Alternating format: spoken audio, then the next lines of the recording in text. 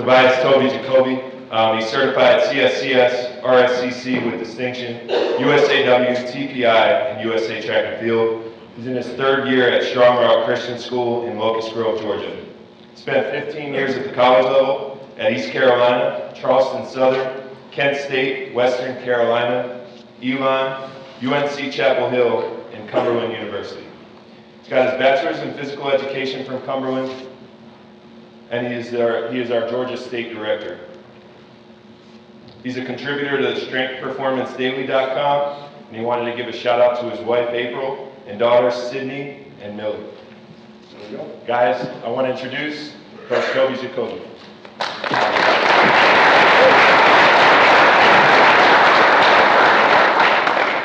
Okay, I'm going to do something really different. I am not a selfie guy. I absolutely hate selfies, but I'm the first person to talk at this. So I'm going to actually do this. That's right. Don't worry. Uh-oh. See how I'm doing? There we go. That's what happens when you get a droid.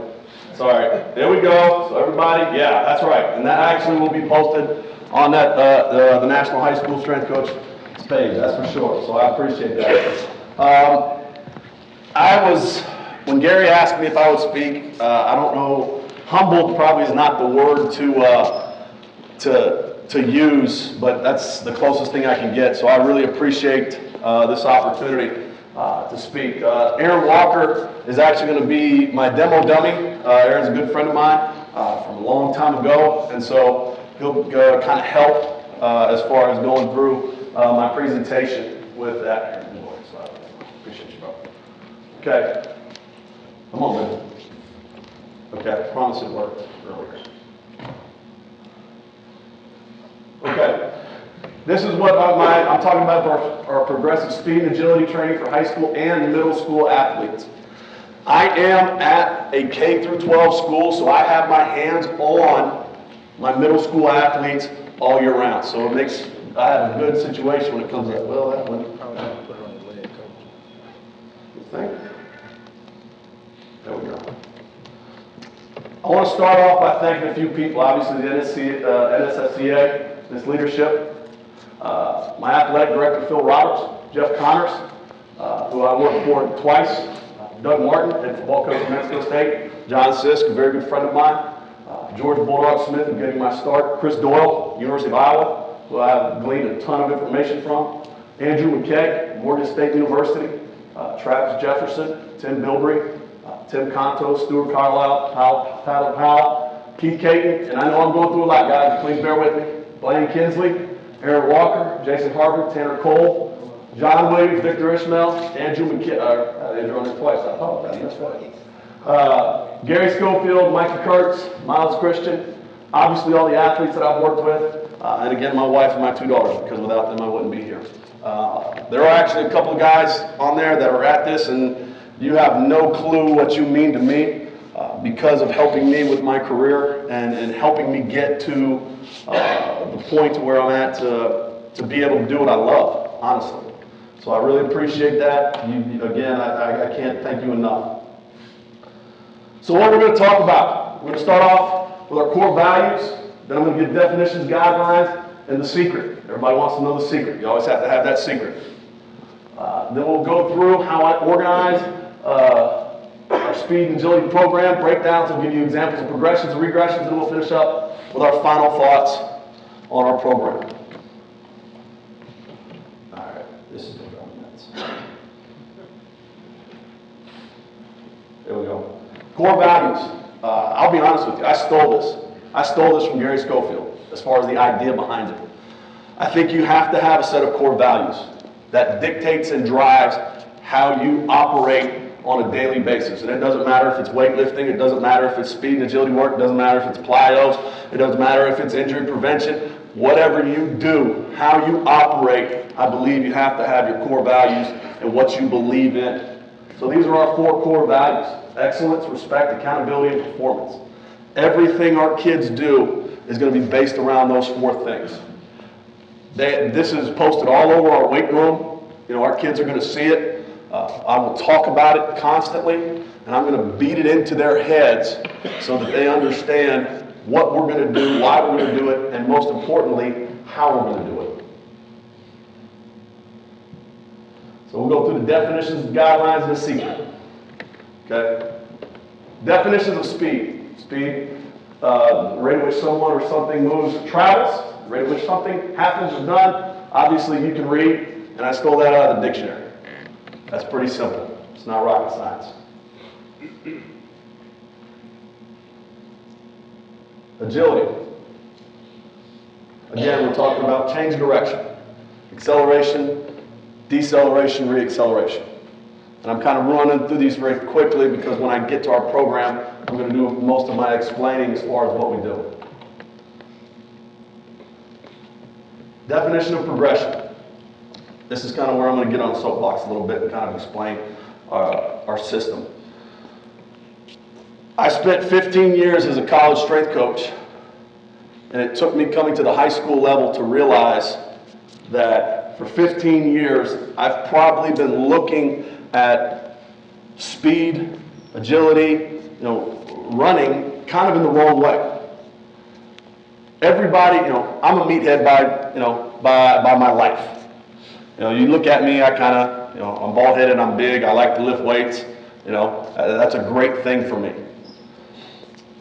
A lot of us strength coaches, and I don't care what level, you're going to classify your exercises, your percentages, all this other stuff, but very, very rarely, in my experience, have you seen it done with movement? Have you seen it done with your speed work? Have you seen it done with your agility work? Have you seen it done with your plyos? Have you seen it done with your top, all those things?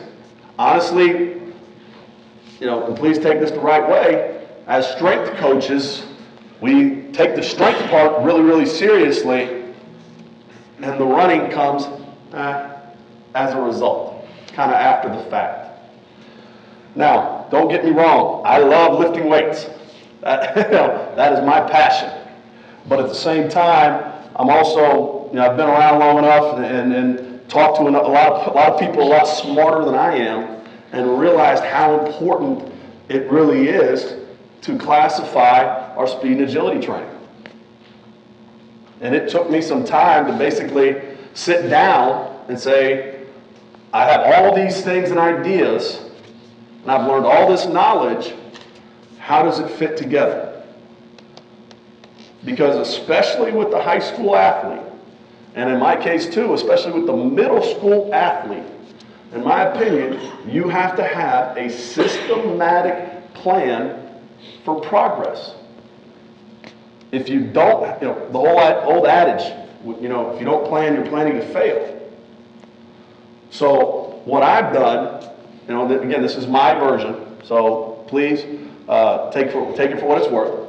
What I've done is I've taken all my speed training and so on and so forth, and all the knowledge I've gleaned from unbelievable speakers. Obviously, Kevin this morning was phenomenal. Speaking with Gary, just some of the other high school strength coaches I've been around, and then obviously all my 15 years of college experience, and I've put it in a system that gives us a systematic plan of progress for our kids throughout our high school career. It gives us a plan of what we're going to try and focus on with our middle school kids. It gives me a plan of what I'm going to try and focus on with my high school kids.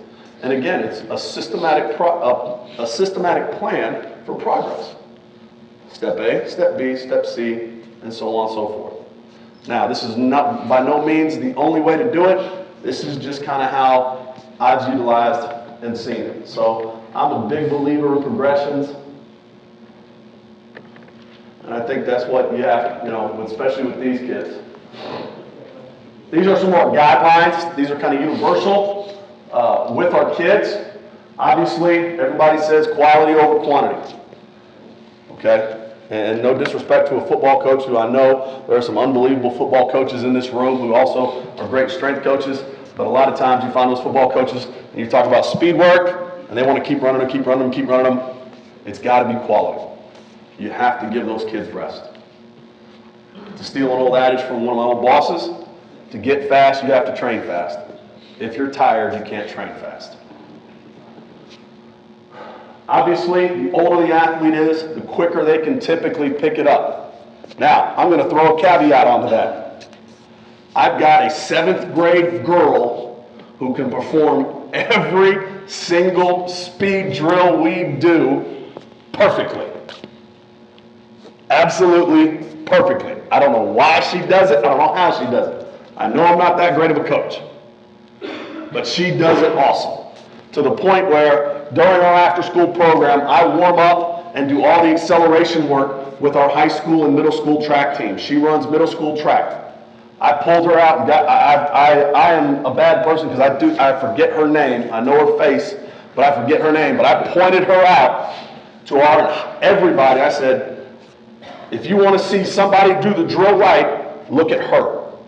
Now understand, I've got seniors in high school in this group, and I'm pointing at a 7th grade girl because she gets it. She's just phenomenal with it. So any drill that we do technically, she's awesome. So with that would be a caveat I would obviously say. And I'll go through our progressions. Typically, our progressions take about 1 to 3 weeks before we move to the next phase in our training. And again, I'm going to break down everything. I think we're going to be sending out these presentations. If we don't or something happens, email me. One of the things I love to do is share, because I think that's part of what we should do as strength and conditioning coaches, is we need to share our knowledge. Our 8th grade program, we usually go from 3 to 4. Our 7th grade program usually takes 4 to 5 weeks before we progress out of a phase. That's a typical number. Now again, using your coaching eye, which is one thing you have to do as a coach, if I have a group that needs longer time during a certain phase, then we stay in it.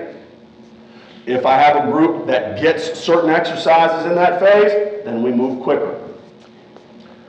The individual regressions I typically can apply, again, using my coaching eye, seeing our kids do, I can help them, if we're doing speed bounds, okay, a kid can't get our speed bounds, they just can't work on getting that knee up, getting good flexion, all right, then we're going to go back to straight leg bounds. Something along those lines. So I may just tell that kid on the run. And then obviously the volume for the high school athlete is going to be more than the middle school athlete. That's pretty simple when it comes to that.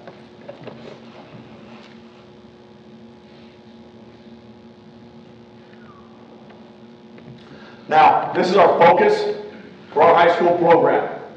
Now, obviously, when I get these kids, I have my kids 7th and 8th grade. I teach our 7th and 8th grade strength training classes. Our kids will lift 3 days a week, Monday, Wednesday, Friday. Tuesdays and Thursdays, we'll either do prehab work, we'll do core work, or we'll do speed and agility. Honestly, it's all dictated by the weather outside.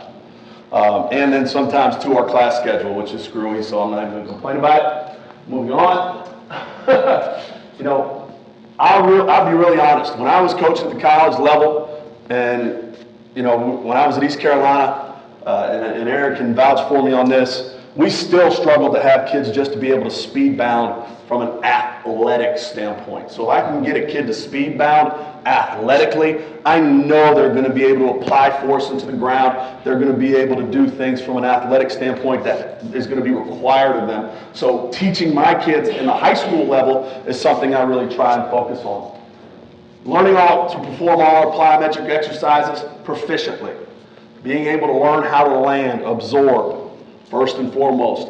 Then moving on to being able to obviously perform any movement in which we prescribe.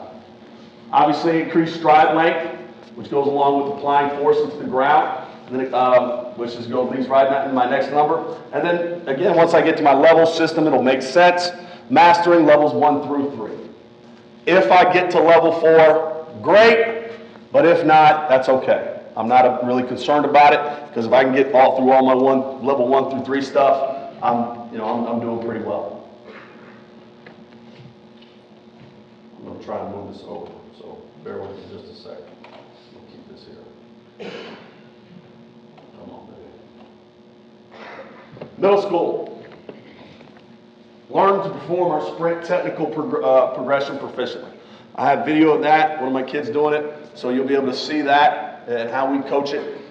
If they can get that, then to me, I've really won half the battle, because there are a lot of components that are going to be able to be drawn from those drills that we can apply into sprinting, change of direction, and it's going to be very positive. I want to expose them to low-level plyo exercises, obviously age appropriate.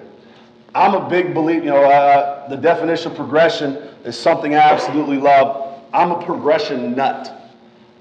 Actually, I have one of my former athletes in here, and it was unfortunately before I ever even got into that kind of psychotic stuff. But I believe if you do not progress, I've been in programs where a kid walks in day one, they bench press, squat, and power clean. That drove me insane.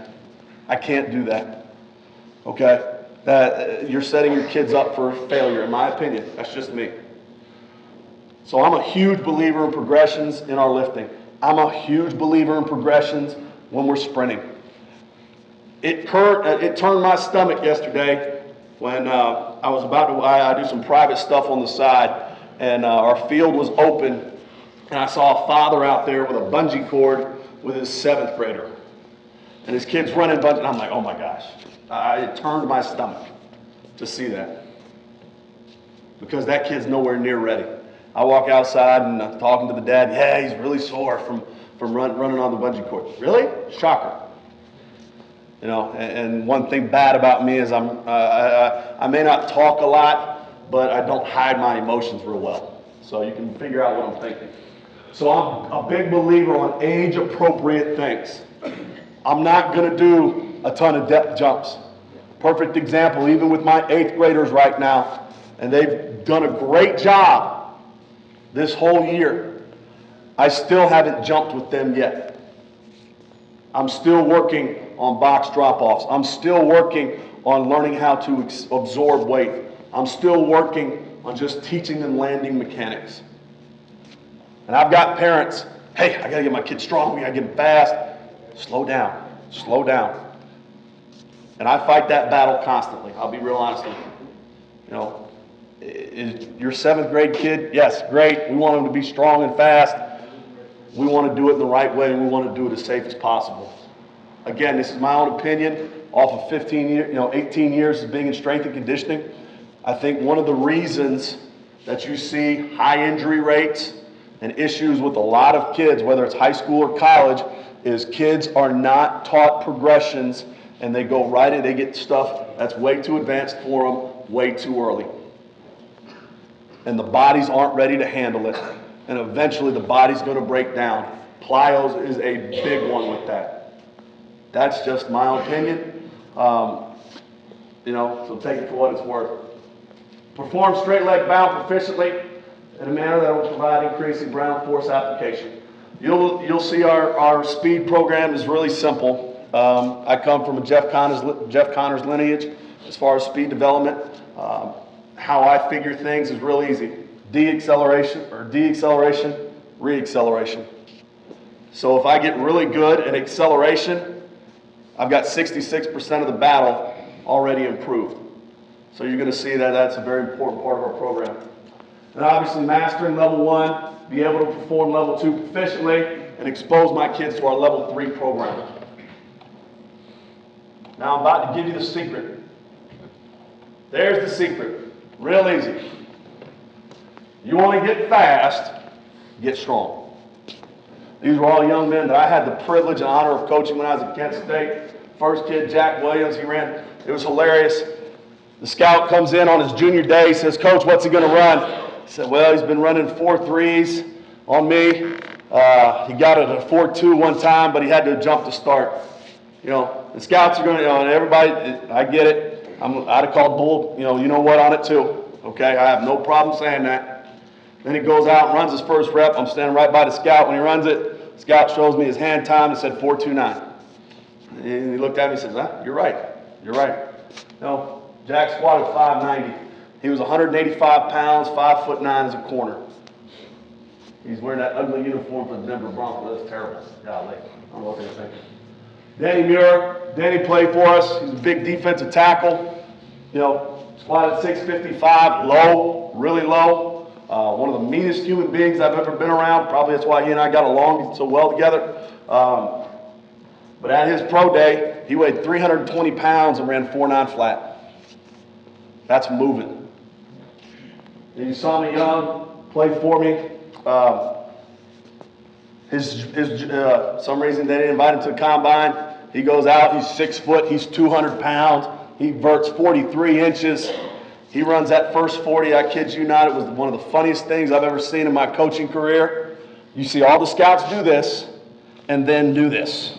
They get the phone and they call all their GMs because that kid was 6 foot, 200 pounds, and ran 4.39.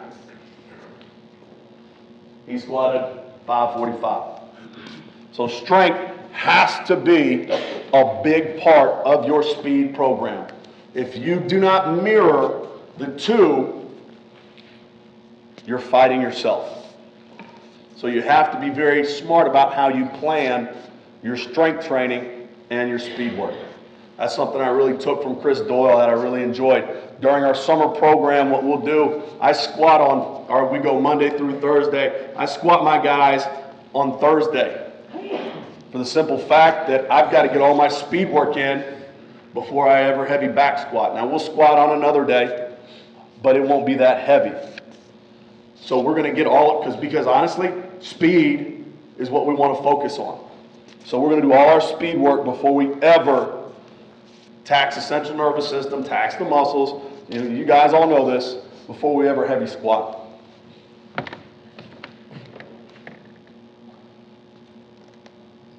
So here's our sprint technical progression. This is what we run through with our kids.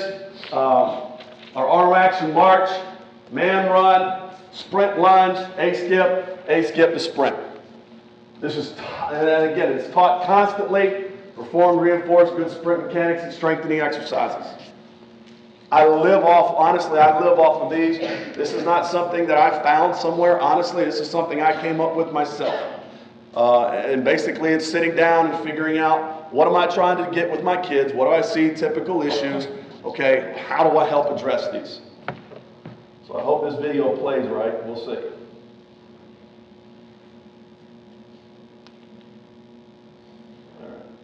Arm action march. All I want to focus on, he's not doing a good job. I want to get that hand past the hip, rotating the shoulder. He probably needs to get his toe up a little more. Oh, I should have fired him from the video. He'll appreciate that. He's a good kid. Okay, man run. Man run is like high knees. Stole this one from Coach Connors. God, got it?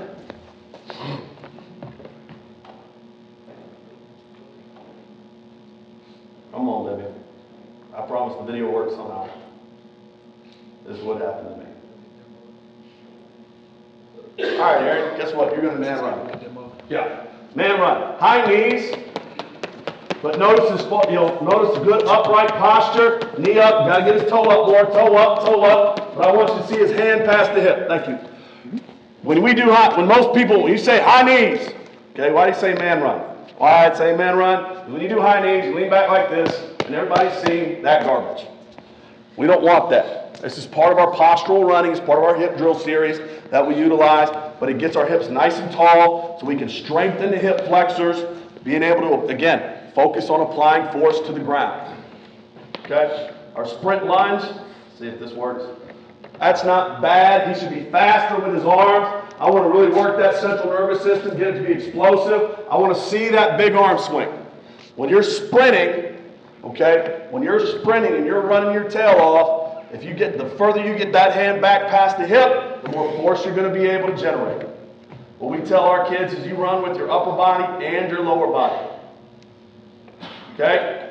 Then we move to A skips. Now when we do our A skips in our sprint technical progression, I didn't know that was going to play, but it's all right.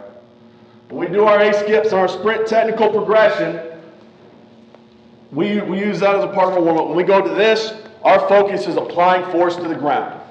The more force you apply to the ground, the faster you're going to move across. Pretty simple. And then finally, the A skip to sprint. So basically, we're going to A skip 5, sprint 5. We do these things over 10 yards. That's it. It's only 10 yards. Everything's over 10 yards. All right. Here is my speed and agility breakdown. And I'm going to tell you right now, don't even try and write this down because there's a lot of stuff, and we're going to roll through it relatively quickly. This is how I break down all my training for my speed and agility work. Double leg plyos, resistance sprints, hip drills, their cueing system, there you go, Coach Vanderbush, just for you. Box drills, stick drills, my acceleration, deceleration, reacceleration stuff. Single leg plyos, wall drills, bounds, flying sprints, build up accelerations, program change direction, programmable change direction drills, footwork, line touch and cone pattern run progressions, and my agility medleys. So that's all of our breakdowns. All right, I looked cool when I did it, and we're just going to move on. Okay, now you're starting to see some of our phases. Again, I'll send this to you. I have no problem about that. Again, I love to share. But now you're starting to see some of our phases. So when I go in, I know I've got phase 1, whatever that is, and now I have a systematic progress, or a systematic plan of progress for our kids. Okay, double leg plyos, very simple. Basically, we're starting off real easy, getting more advanced. That's the idea of a progression. Okay?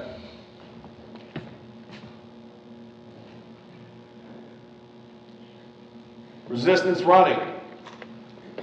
I love pulling sleds. That's one of my favorite things to do. I've just bought 20 sleds, and I bought 20 belts to use with them so we can change in and out. I spent a lot of money. Thanks to Critical Reload, that's beside the point. Little plug there. But I'm not going to use them until my kids are ready. And I got to understand that. So we're going to start off with good old-fashioned partner resistance. Then I'm going to run them on the stadium. Then we're going to do tire pushes. I think that's one of the greatest things. I don't have all the money to buy the Prowlers, which I absolutely love, but I just don't have a lot of money. Plus, I have to store them someplace. Hey, I'm going to go get car tires and push them. Really easy. You know, novel idea. And then obviously we'll finish up with sled sprints. Wall drills, you can do those. We have a fence that goes around our track, and we'll just go right to the fence and use the fence for our wall drills. So that gives you kind of an idea. If anybody has a question during any time, you are not posing any inconvenience, ask. I would love to help you with it. Our hip drills, again, this is something more from my time with Coach Connors, some Franz Bosch stuff, kind of where he probably got it from, more likely. So kind of how we systematically progress our kids through it. The hip drills are great because it gets kids up nice and tall running. And we also get, again, we're trying to talk about strengthening the hip flexors, being able to apply force into the ground. Our bounds again, typically are one of the hardest things to get. My kids are struggling with ankle bounds right now, and it's hilarious. Because again, I got the little 7th grader, bam, she knocks it out. But then I've got seniors in high school, it just, you know, doesn't make sense where you keep your legs. Can you ankle bound? Okay. Go ahead. Yeah. They don't get the idea that you just my keep... kids too. You know, you're going to get a kid, for some reason they do this. That ain't ankle bound. Hey, tell that, keep your feet on your hips. Okay? So we're working through that. So honestly, I'm going to stay with phase 1 until my kids, for the most part, can get this. Okay? Then we move on to lateral bounds, ice skaters, ski bounds. Again, if you want any of this, yes? What's your post chop? Post chop. We'll do the single leg first, okay? And then I'll go to the 3 count. Single leg, we'll go right leg up, snap, go. No, single leg, just your right. Oh, just right back up. Just, yep. Yeah, bring the leg up. Oh, I guess so. Oh, my bad. There you go. I forgot for a second. It's okay. He's got better athletes than I do, so he skips phase 1. I do. I'm gonna lie. I go straight. It's okay. It's okay. But we're posing it up, knee up, toe up. Again, working on getting that hip flexor nice and worked out. We want to attack the ground. Okay. The 3 count post chop. We're going to start with the right leg. 1, 2, 3, pose. 1, 2, 3, pose. A lot of times when you're doing this drill, go ahead and do it wrong where you don't bring the knee up. You'll see you see that all the time. You've got to coach it up where they get their other knee up each rep. So that's one of the hard parts when you're using that series. Yes, sir? Phase 3 and phase 4 overhead, you're just using dowel rods and PVCs? I will use dowel rods. I will start off, I've got PVC pipe. I'll start off with that, and then, again, if your kids can advance to it, I have to use a plate, because I just don't have 50 million med balls. So, but I would, you know, in the past we've used medicine balls, but a 5-pound plate and a 10-pound plate. Box drills are tough to do if you have a large group. So unless you have a lot of toys and a lot of boxes, you can utilize those. If you don't, you struggle. My build-up accelerations, again, it was amazing when I would time 40s, and I would always tell the kids the last warm-up rep, I want you at 95%. I don't want it a full speed sprint, but I want a 95% 40. So I'd sit there and I'd say go, and then I'd start the time when they move, and then I'd stop it when they cross the line. I wouldn't show my clock, and then I'd put it and I'd look, and to be honest with you, when your kids relax and run, their times are usually really, really close to what they're doing when they quote unquote sprint. If you can get your kids to learn how to relax and run, you'd be surprised the result. Stick drill. Stick drill is something we use a lot of when I was at ECU. I love it. Basically what it works on is, if you don't know, again, this is some of my track and field background. There you go, John. Love you. But it's getting the kid to open up the stride. I take painter's tape, I put it on the track, I measure it out.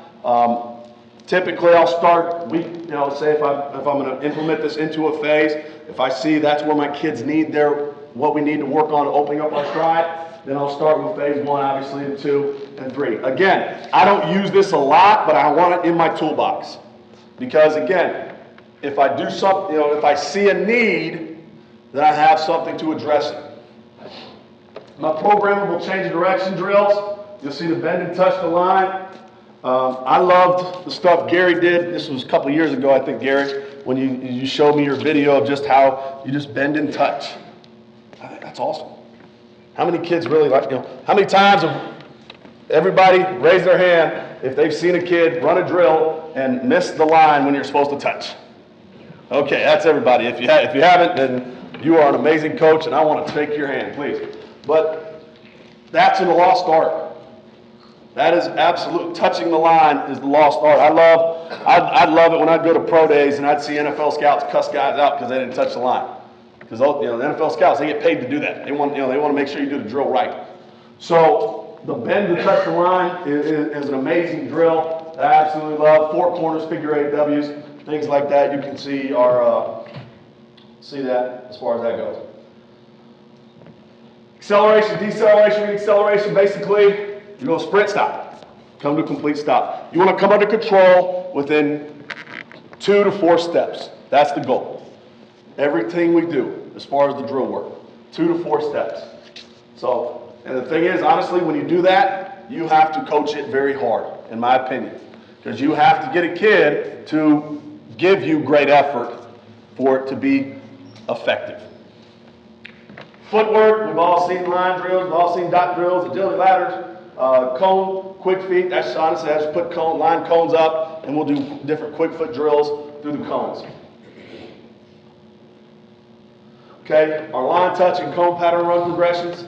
Again, our line touch, it was in phase 1, still with the single leg, or the single line touch with sprint. Then our cone touch, our cone drills. Basically, I'm going to put a cone right in front of them and to the left, right in front of them to the right, and then we're going to work off of those cones. Joey Batson utilized some of that a long time ago when I had somebody gave me a bunch of his old tapes back when he was at Clemson, and so I utilized those. Plus, oh man, his name's on my DVD. Or I bought his DVDs and I really liked him. I got the idea from Fred Eves. Fred, thank you for, oh gosh, I can't remember the guy's name, that teaches the different cone pattern runs. Dale Basquette.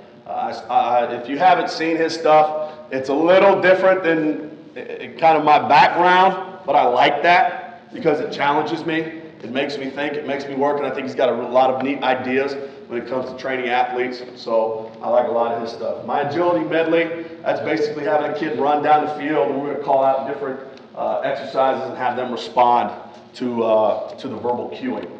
Coach. Yes, sir. For the sprint ladders or the agility ladders?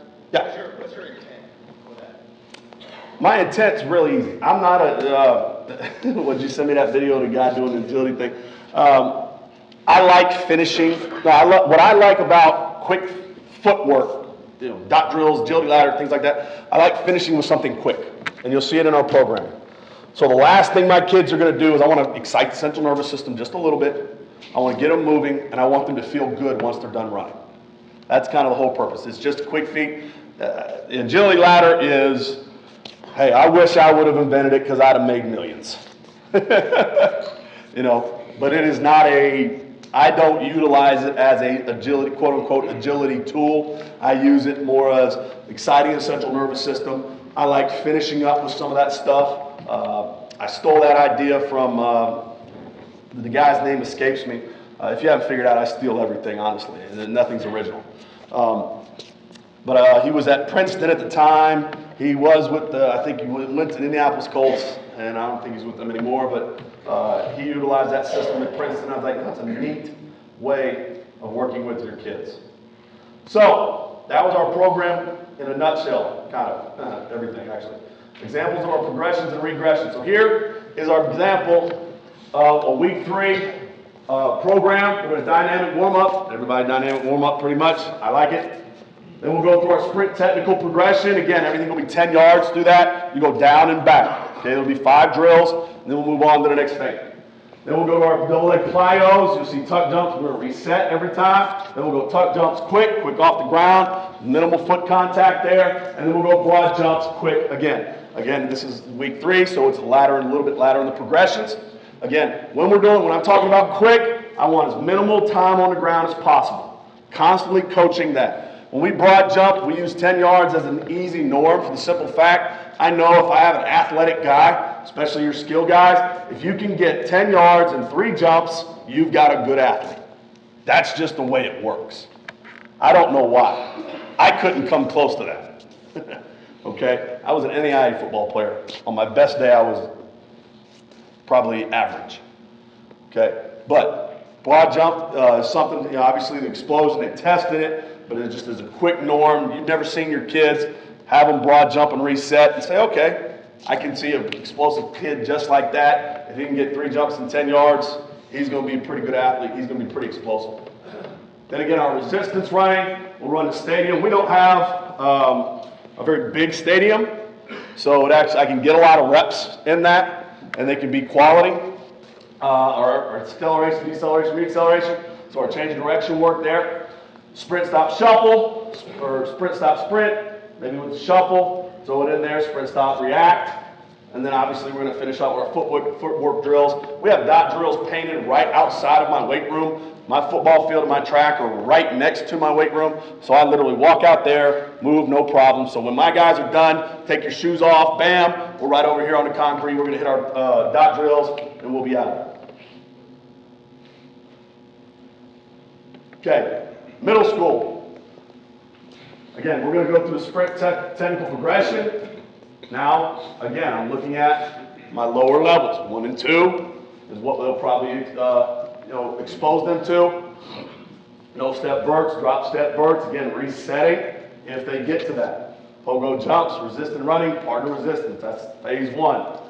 Teaching them acceleration, deceleration, reacceleration. Our base level stuff. And then obviously we'll just finish up with line drills. Pretty simple there. All right. Okay, regressions and reasons. Again, speed bounding is, takes athletes a little while to get. Bigger guys, they struggle with it. I've got to be able to train my guys and give them what they need when they want it. I'm a big individualization guy as far as how I run my program, especially with our strength training and with our speed and agility. So I've got to be able to, on the run, give a regression to a kid if they need it. Speed bounding, typically, obviously, they're struggling with mechanics and understanding it's not a sprint, because you're going to see the guys, they're speed bounding, and they're literally running. Okay? So, we'll go to single leg bound, we'll go to the straight leg bound, and then we'll go to the ice skater. Straight leg bound, let's see if we have enough room. Again, we're just attacking the ground, pushing our hips. We don't want to lean back when we're doing it. Again, we want to try our best. You don't want to look, there you go, good. You don't want to look like, I can't remember those guys that twirl the thing on the bands. Obviously, I wasn't in the band, but I did growing up, but that's the point. we don't want to lean back, but we want to keep nice upright posture. We want to attack the ground. So then we'll go to an ice skater bound. Remember those? No, face this way. It's like a speed bound. Oh, So, 6'6". yep. So it's basically a speed bound, but it's just obviously a lot more lateral, but the kids get it easier. And guess what? If I'm running a row of 5 kids or 10 kids, use speed bound, or if I'm saying calling out speed bounds, hey, Johnny, straight leg bound. Bam, next group go. So if I've got 9 guys that can speed bound, great. I'm gonna have 1 guy doing straight leg bounds. All right, Bobby, you got ice skater bounds, go. In the same way. So I'm able to utilize that. Talked about the overhead stuff earlier. Again, if you've got postural issues with kids doing too much of this, you talk about putting the hips in anterior pelvic tilt, okay, getting them up and running so they can apply force into the ground, taking it overhead, using a med ball or wood dowel PVC, something like that. The 3-count post chop, Coach went through it earlier, did a great job. If they're struggling with that, we'll go to the 1-count post chop. So that just gives you an idea. And again, honestly, in my opinion, your progressions or your regressions have to come off your coaching eye. Especially with speed stuff, you have to know it, be able to say, okay, this is where we're going to go to fix this, and again, this is where we're going to go to fix this. This is one of the benefits of having my system set up so I can say, okay, what progressed before this point? If they can do that, then we'll stick with that. How am I doing on time? Say what? I don't know. No clue. Okay, I got plenty of time. All right, finishing my final thoughts. In 2000, when I got into this profession, my first clinic I ever went to was the University of Tennessee Strength Conditioning Clinic. I was at Cumberland University where I played at, and Mike, I can't even say the guy's name, was speaking. And he made that exact statement. We implemented heavy emphasis in linear speed drills. We saw success. Don't know why. If we became better players, we ran faster 40s, we won more ball games. Okay? I think it goes back to the simple fact of what I talked about earlier. Acceleration, deceleration, reacceleration. Getting your kids to run, getting your hip flexor strong, being able to get your kids to apply force into the ground.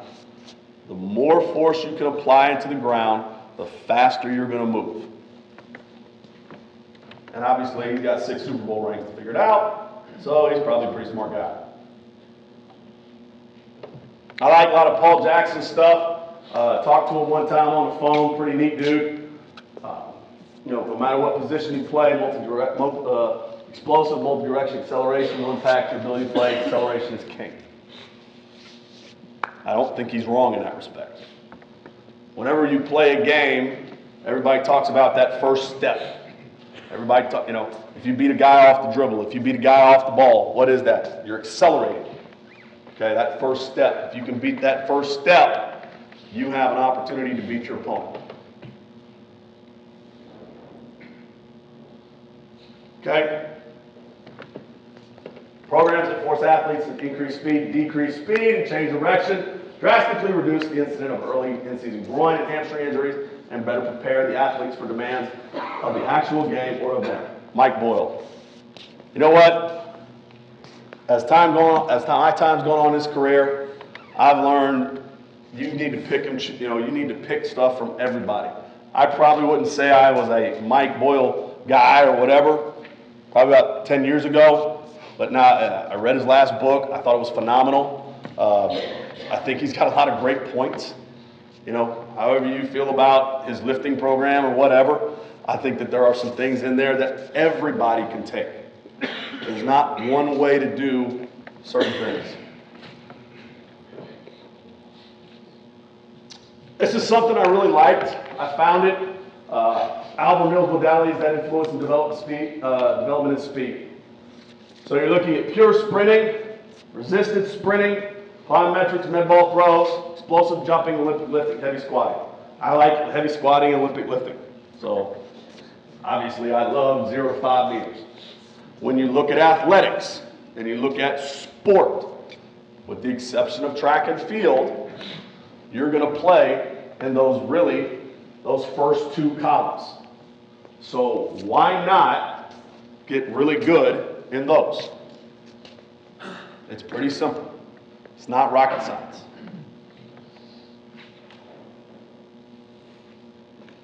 Again, I steal everything. Like that, that's pretty good. I thought that was pretty good. I love it, I love it, I love it. I steal everything. These are a lot of the things that I've taken from. This will kind of date me. Obviously, my Essentials of Strength and Conditioning, 2nd edition, I think there's like 9. Jeff Connors, Call to Serve, his book. I'll be honest with you, I really like the Sports Performance Series Developing Speed. I thought that was really good. It was really simple, really laid out. Bill Feren's High Performance, Mike Boyle's book, I really like that. Jimmy Radcliffe, Oregon, he does a good job. Bosch and Klomp, the DVD series was really good. I think Charlie Francis's book, whether it's the Charlie Francis Speed System, Speed Trap is another one of his books. I think really he was ahead of his time with a lot of speed development stuff. I think those are things that as strength and conditioning coaches we should read because we can pull some great nuggets out of those. A couple online articles I've taken and I really like, and then finish up with the Dale Basquette stuff. I want to make this statement pretty simple. I kind of said this already. Please understand this is in no way, this is just my opinion, by no way is the only way to train. I know there are a million ways to skin a cat, and I just hope you can take something away from this presentation that can help you and your athletes. You know, it's kind of cliche, but we get in this profession to help kids. I really got in this profession, honestly, originally, because I didn't know what I was going to do with my life, and I like lifting weights. It just kind of transpired. And then I found a passion for working with young men and young women. One of my passions, something else that I absolutely love is learning. I think that the day you stop learning is the day you die. And I try and not have a dogmatic mindset when it comes to lifting, when it comes to speed and agility work, when it comes to prehab, whatever avenue it is in strength and conditioning. I try and have an open mind to help your athletes. I think that's very, very important. That's just kind of what I believe and how I believe in it. This is my contact information. Write down my email. That is my cell phone number. I'm going to ask you don't call me past 10 o'clock because I would have been in bed by about 2 hours before that. And then honestly, the last thing on there is our Facebook group. We have a Strong Rock Strength and Conditioning Facebook group. Hit me up, please. I know a lot of you guys are already members to it. I post stuff about my kids, but then I also just try and put out information that I see that I think is really neat. So I try and help coaches on top of just helping our kids. Does anybody have any questions? Yes, sir. So you like the sledge? Did you ever tow it or I think that goes back to, in my own opinion, I think that's an age-appropriate thing. To me, overspeed stuff is not for high school kids. That's, again, these are my kids. I don't see where the risk-reward is worth it. I've seen too many guys I'm talking NFL guys, guys who play in the league, guys who play, Major League Baseball, things like that, blow hamstrings. And if you're talking that elite level athlete that happens to, I sure as heck don't have anything like that where I'm working at.